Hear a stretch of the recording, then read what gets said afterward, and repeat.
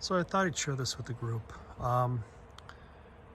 When I collimate a cassegrain, right now I don't have the Takahashi collimator. That's really nice, something I'm probably going to buy, but for years I've been doing it this way with using just a single point laser.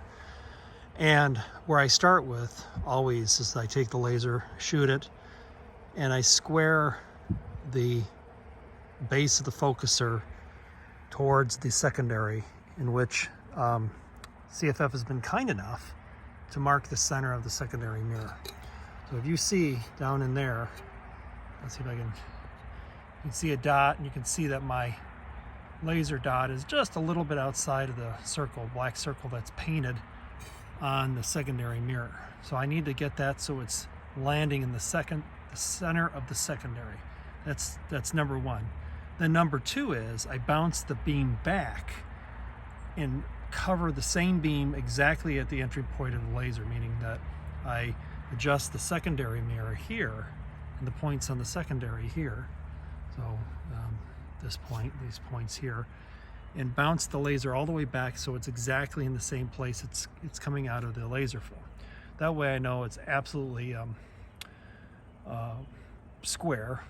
The two optical surfaces are square with one another.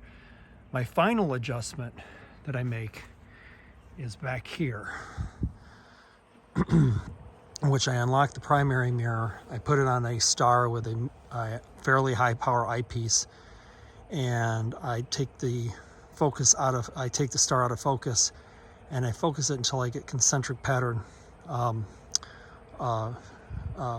rings, in which the out of focus star image in the secondary mirror is exactly in the center of the out of focus star image.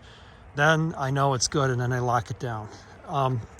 Issue is when I transport a cassegrain, it always goes out of collimation. I always have to check these things. I don't always adjust this, but inevitably I find myself adjusting the primary and sometimes adjusting the secondary. Okay. The other thing I want to mention is that you'll drive yourself crazy is if you don't have a good quality